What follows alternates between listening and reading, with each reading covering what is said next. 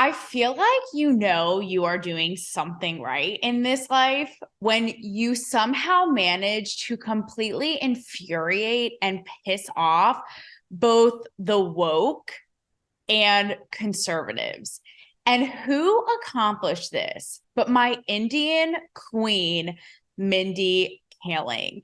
This is a cancel me baby deep dive about the show, the name heard around the world, Velma.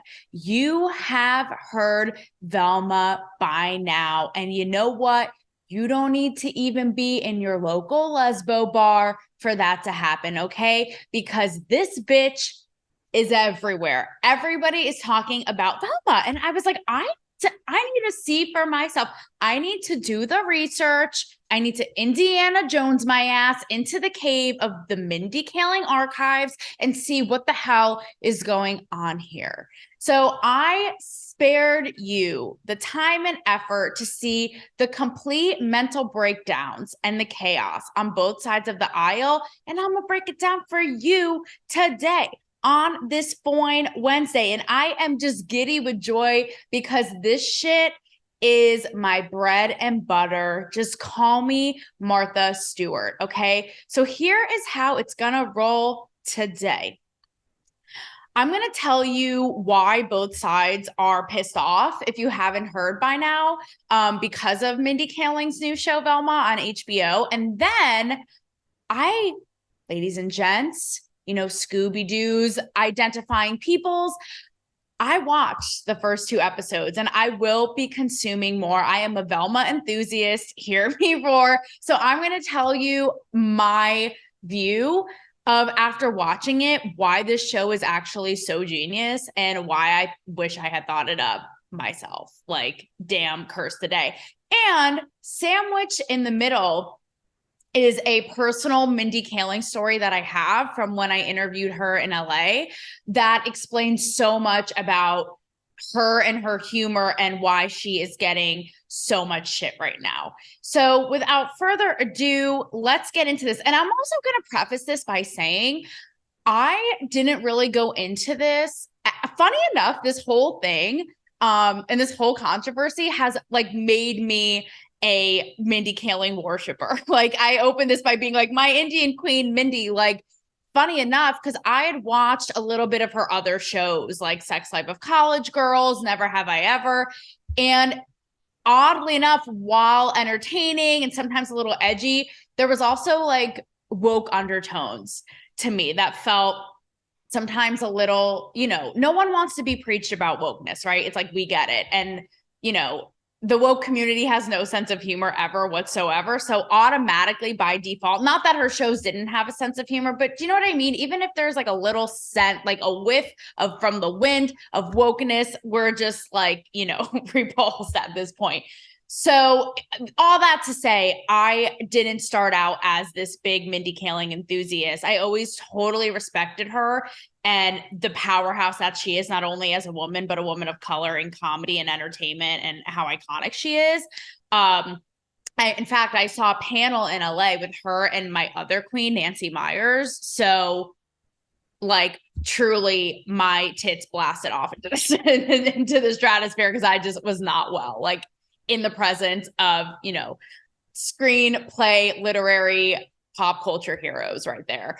But this makes me a Mindy believer and also challenge my own views about where she stands about culture and society too, in a surprising way. And oddly enough, this show just, gives me hope about the future of entertainment and consumption until this shit is canceled, because both sides are more unhinged than your drunk aunt at Thanksgiving. So why did Velma piss off the right? So if you don't know, and you are just in the abyss of Donald Trump's Facebook, which was reinstated today, honestly, who cares? It's like breaking my phone and my news feeds. Like, we moved on, sweetheart. We're talking Velma now. We moved on to bigger and better things, okay?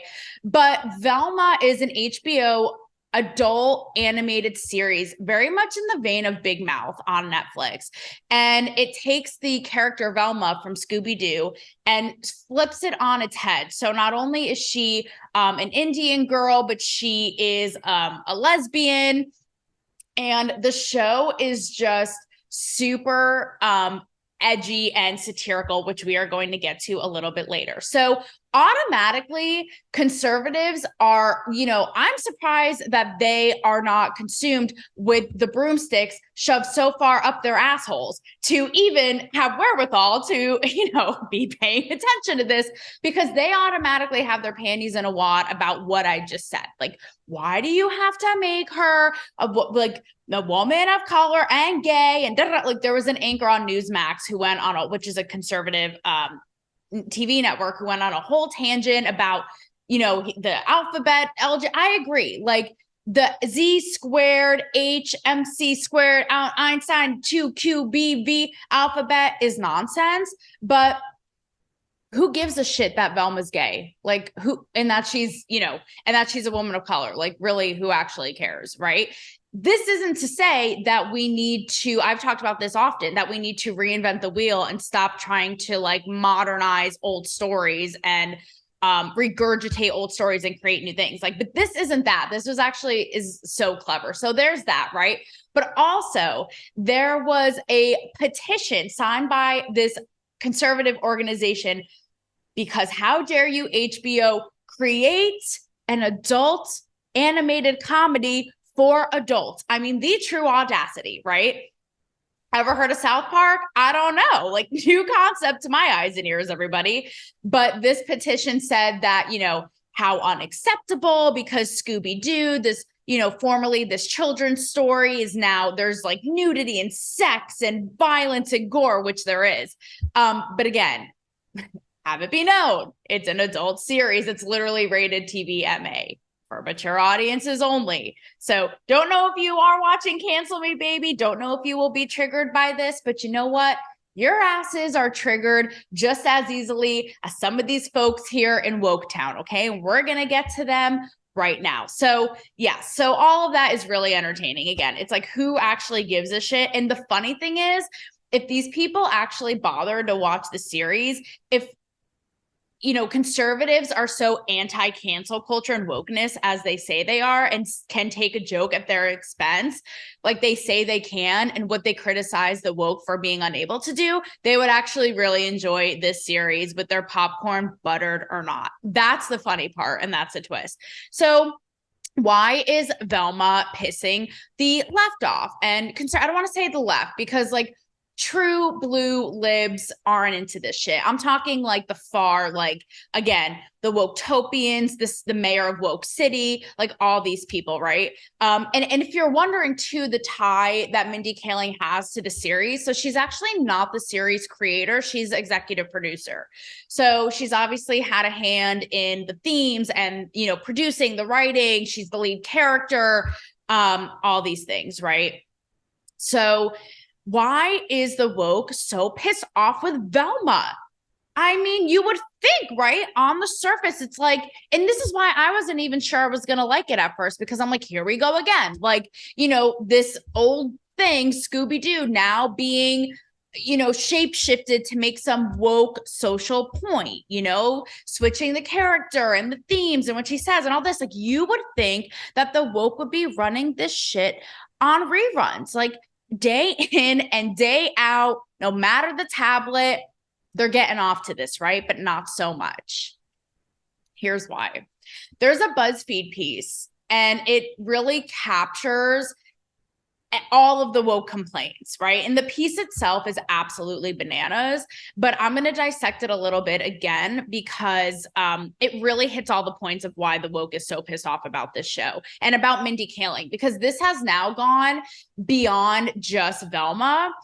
It's been a true attack on Mindy Kaling's career, her character, her personality, her creative process, her art, and, so much for women of color breaking the glass ceilings and being trailblazers in the entertainment media space. Because you know what? Fuck right off to them, according to the woke. Ain't woke enough for us, sweetheart. Ain't no woke mountain high enough. So here's what's funny. And this is just a little subset into the article because it opens with talking about how before this, like this is why Mindy is my girl. Like she's really giving no shits and she is really like awakened to the psychosis of this culture, right?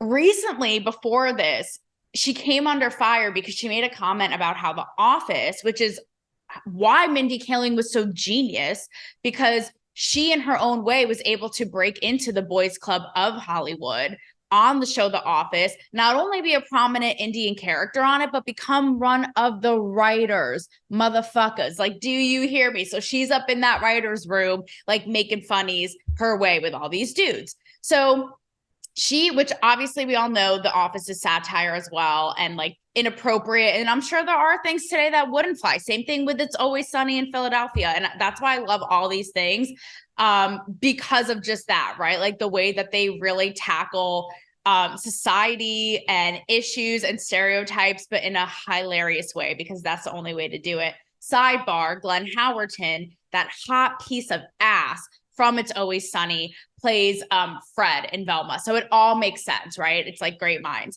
But she made a comment about how The Office would probably be canceled today. And the woke this is how uptight they are about cancel culture. They gave her shit about that. It's like, you're so uptight that you can't even acknowledge that. Because they came out and they were like, oh, really, Mindy? Is that why it's replaying every day on TBS on reruns? Like, oh yeah, so-called cancel culture, whatever. And it's like, that's how nuts they are. And the truth is, she's right. And it just proves her point because they're so nutty that they can't even be like, yeah, you're right. Instead, they're like, cancel culture is not a thing, lady.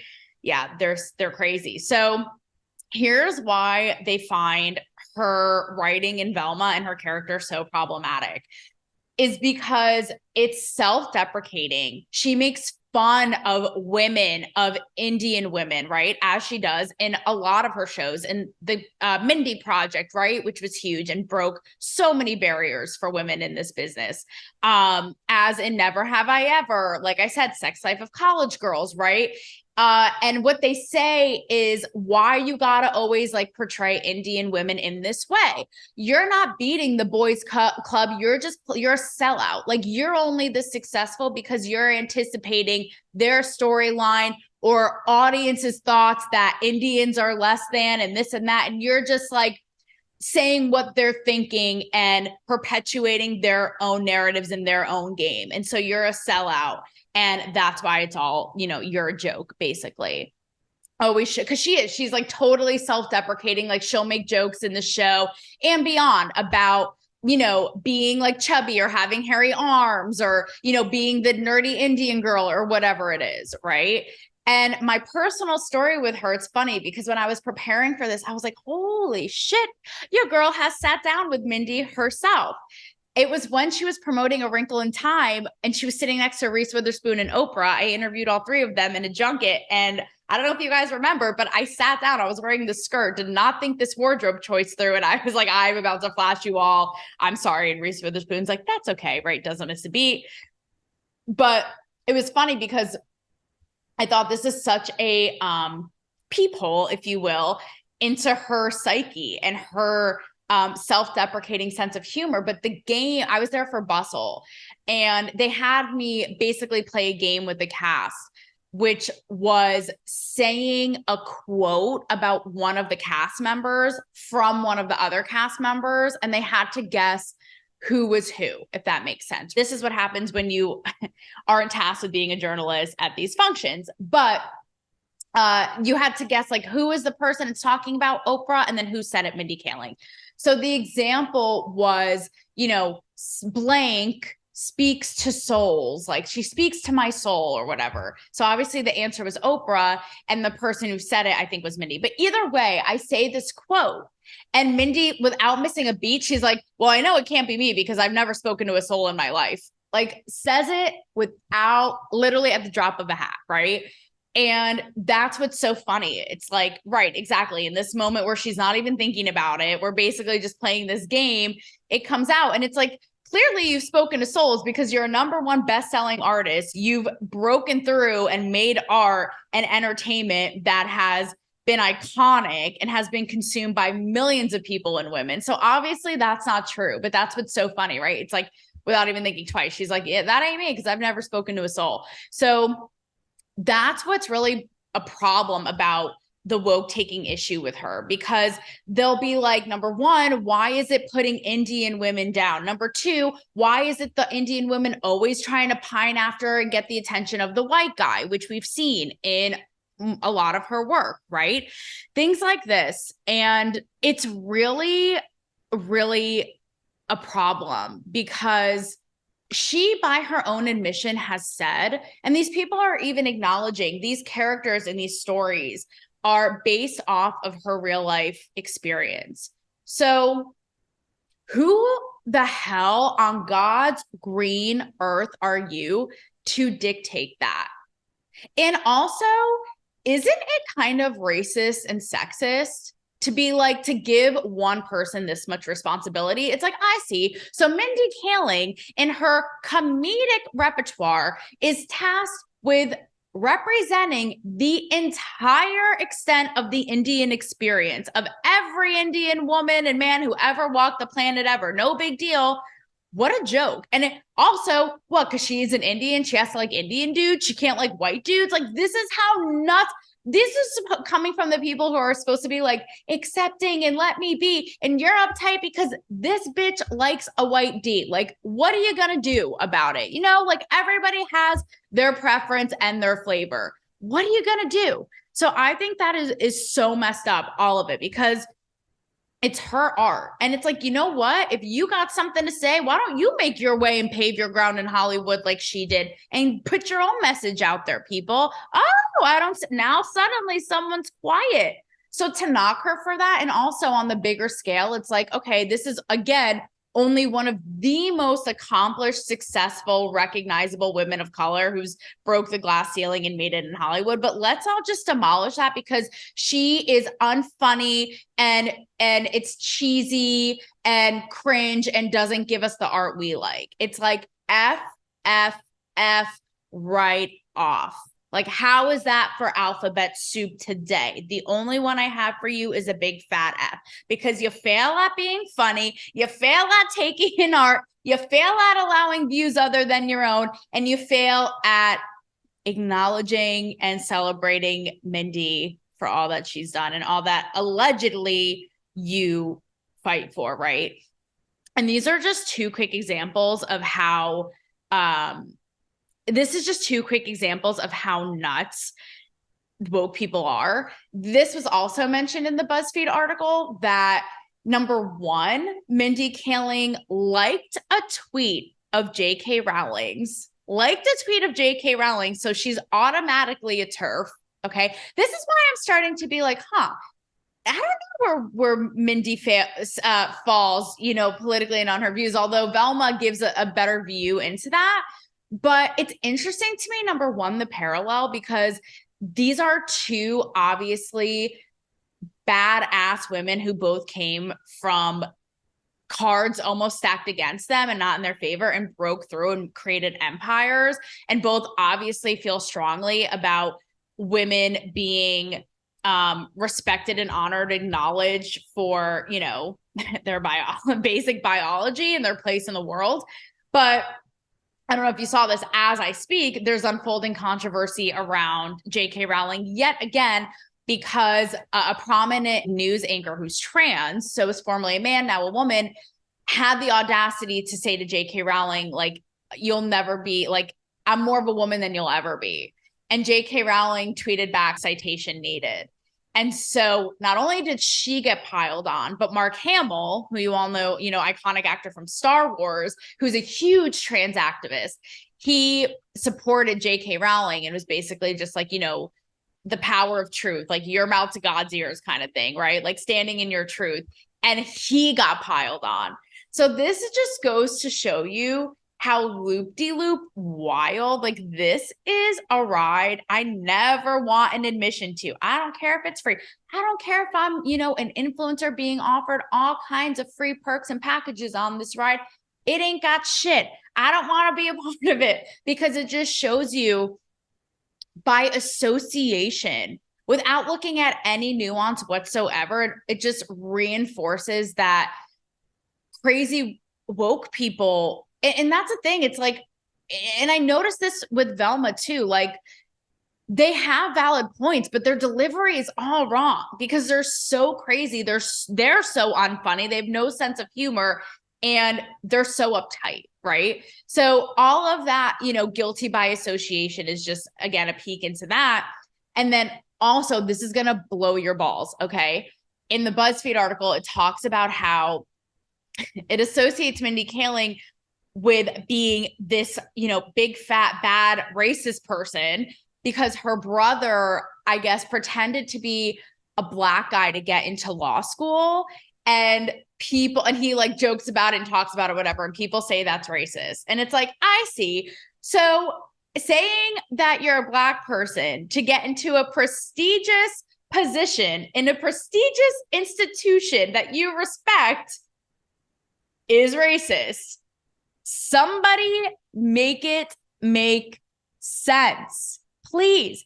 So that in a nutshell is a little bit about the complaints on both sides and how wild they are. So what actually happens in Velma and why is it so genius? This is a show, mind you, that I will continue watching, like I said, out of pure enjoyment. And it's obvious as to why conservatives would be uptight about it. And it's watching it, it's like, whoa, I could see why woke people would be, you know, disgruntled and have their panties in a bunch about this too. So the way that it opens, this is what's interesting, is you would think like on the surface, it seems woke, right? The show literally, not even just the optics, but the show opens and she has a line because she's narrating it. And she has a line and it says something like, you know, this is my story. Like, it's my story to tell. In all of these, you know, heroic stories, it's always this like powerful white guy tasked with having even more power, right? Which is kind of true. You know, Star Wars, he was the underdog, but you get what I mean? Like, there's truth in that, right? So already off the bat, I'm thinking like, all right. And that's the genius of it, because I feel like it's like a chocolate covered woke strawberry. Like, it has these points about society, but again, like I said, that would drive woke people mad because it's wrapped in such like inappropriate, cancelable, politically incorrect chocolate or bows, right? If you will. So I'll give you a few of my favorite examples. So the show opens, and I love shows that are, of course, satirical, but self-aware. So, and mind you, it's animated, right? So the show opens and they're in like a high school locker room, right? Because she plays a high schooler and it tells you the story of how she ultimately becomes this like detective, right? But I will say too, it's like the Dave Chappelle effect. It's like the It's Always Sunny effect. This show makes fun of everything. It makes fun of Indians, of women, of men, of lesbians, like literally you name it, okay?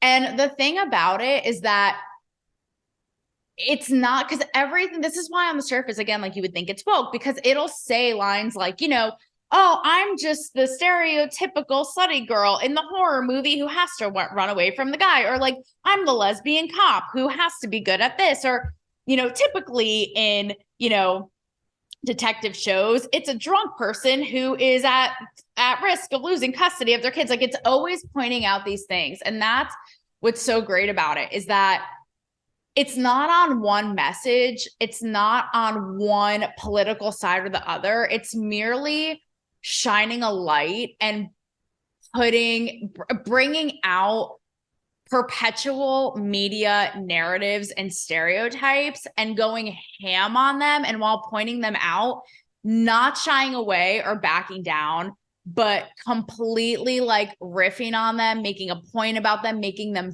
funny. And that's what's so great. So back to my first example, right? So it opens and you have the girls in a locker room shower. And there's a line and they're saying, you know, don't you just hate it when show pilots open with gratuitous nudity? That's just so unnecessary and that no one needs. And you would think it ends right there. But it goes on to the whole scene. Like it's so over the top gratuitous. It's all these women in the shower. And then there's like, they're fighting in the shower naked. And there's like it just goes on and on. Again, you would think it stops, but it goes on and on and on to really drive the point home. Like it doesn't even stop. But this is where it spins the thing on its head, right? Because it's like, you would think that in and of itself is making the point. But then this is where it jabs at the woke, because one of the women is saying, don't lie. Maybe it's just the basic human tendency for sex to sell. Sex sells, like we're all drawn to it. And the woke girl comes in and she's like, that's not true. You know, there was the girl on girl kiss in Riverdale that was really beautiful, you know, and the girl advocating for sexuality, she's like, how is that different? That was the best scene in the pilot, right? You have to admit, where the girls are going one-on-one on each other because it's hot and we all like sex. And she's calling her out on her shit, right? Even pointing like, you too, woke girl, like you too like this. And the woke girl's like, no, that's different, you know?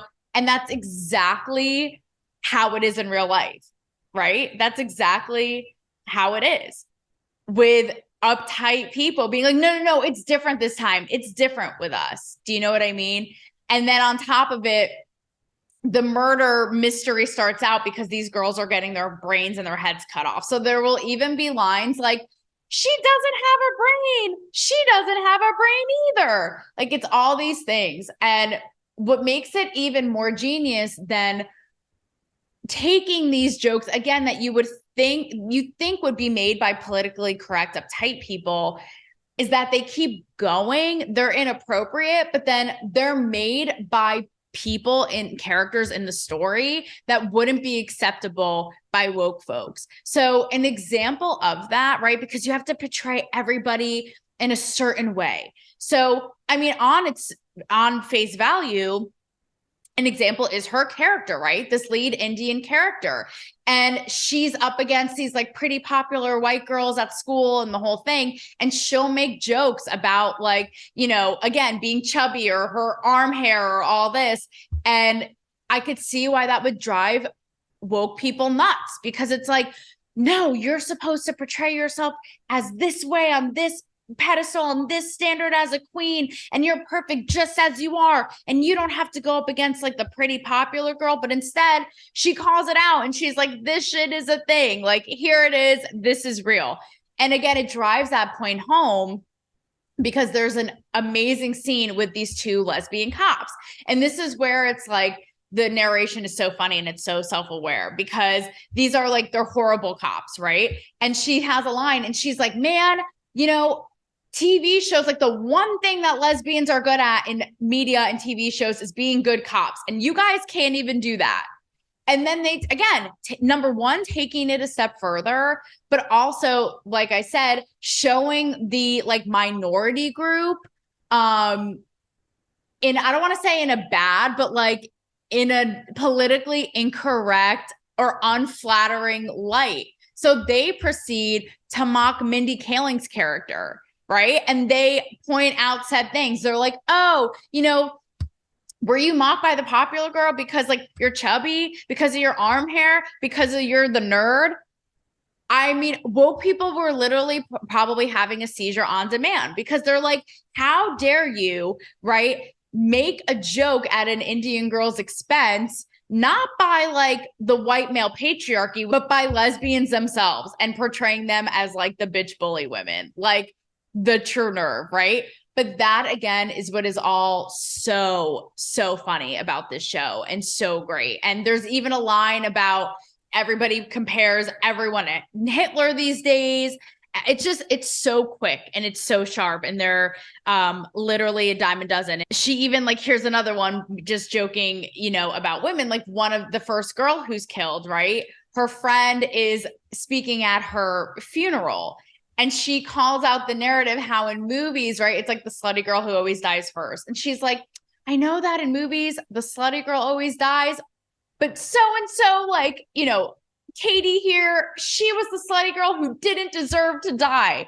Just all of these things, like calling them as they are and just making fun of society in such a sharp way. So that is, really what I want to. First of all, I don't know if it's clear enough, but I highly recommend the show.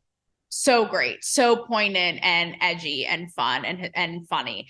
But also, I really want to leave you with the idea that, making fun of these stereotypes and pointing them out is not only a way to cast a light on them and inadvertently like show how they may not be okay, or they may be wrong, or they may be twisted and toxic and messed up. But also how they can be, truthful in some ways and funny. And it all goes hand in hand. Like it's all a way, again, it's what comedy's all about, right? A way to get these rather uncomfortable or awkward messages and putting a mirror up to ourselves in a way that's digestible and entertaining so we can really understand it, right? Like that's the beauty of it. So I'm an advocate for that all day. And also, people wonder why. People who are skeptics, like I said earlier with The Office, it's like cancel culture isn't a real thing. I hear it all the time. It's like, she got the show made on HBO. Oh, that's censorship. Like it's on one of the biggest streaming platforms in the world. I hear this all the time. It's like people are writing these articles or having their blogs or having their podcasts. They're not censored. Cancel culture and censorship isn't a thing. Ooh, it's the boogeyman. It's this big fake fable thing, right? And I just call such bullshit on that if I haven't already throughout the course of this podcast, because given all of this backlash and this pile on that Mindy Kaling has experienced on her personal character and her art and her creative genius and her career, do you think that this is going to make her want to pursue this? Like any normal person, it's human nature. It's going to make people want to reel it back, want to change, want to please everybody, want to apologize, which we've seen time and time again, and tweak their art to please the masses because it's this they've been reprimanded for doing something wrong. And it's like, do you expect her to not think that on some level, or even worse, execute that now in her art? Like, how could you possibly even sit here and think that? So all of that is a huge problem. And I hope that I hope that Velma, like if it's not canceled by uptight conservatives or uptight woke people, I am a true through and through Velma enthusiast. I hope that this shit is renewed season after season. And Mindy, girl, go on with your bad Indian self. I'm trying to get you on Cancel Me Baby. I think we should all make it happen. That right there is a petition that your girl's going to get behind. I'll see you next time. Let me know what you think about Velma.